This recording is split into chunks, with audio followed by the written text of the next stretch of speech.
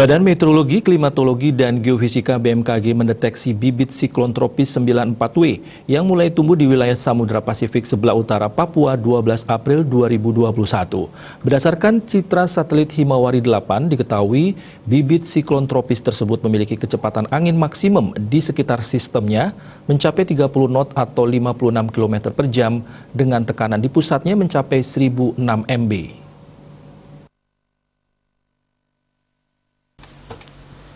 Dalam rilis yang diterima Kepala BMKG Dwi Korita Karnawati mengutarakan, dari perhitungan pihaknya potensi untuk tumbuh menjadi siklon tropis dalam beberapa hari ke depan sangat tinggi.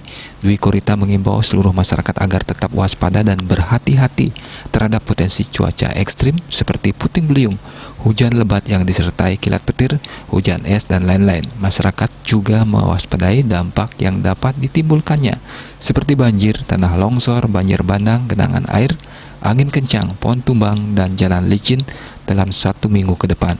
Khusus pengguna transportasi laut dan nelayan perlu meningkatkan kewaspadaan dalam melakukan aktivitas pelayaran karena adanya ancaman gelombang tinggi akibat siklon yang mencapai 4 hingga 6 meter. Pihaknya memohon agar tidak menganggap sepele adanya bibit siklon ini. Sementara itu, Deputi Bidang Meteorologi BMKG Guswanto menerangkan sejumlah wilayah yang berpotensi terdampak bibit siklon tropis 9 hingga 4W meliputi Kalimantan Timur, Kalimantan Utara, Sulawesi Utara, Gorontalo, Sulawesi Tengah, Sulawesi Barat, Sulawesi Selatan, Sulawesi Tenggara, Maluku Utara, Papua Barat, dan Papua.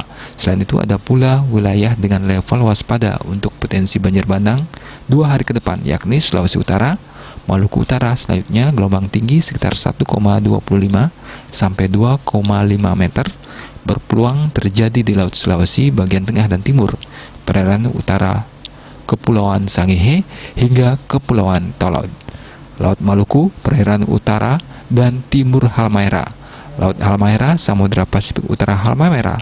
Sementara gelombang tinggi 2,5 hingga 4,0 meter berpotensi terjadi di perairan Raja Ampat Sorong, perairan Manokwari, perairan Biak, Teluk Cendrawasih, perairan Jayapura Sarmi, Samudra Pasifik Utara Papua Barat.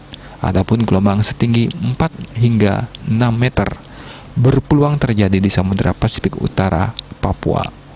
Winata Bali Pos melaporkan.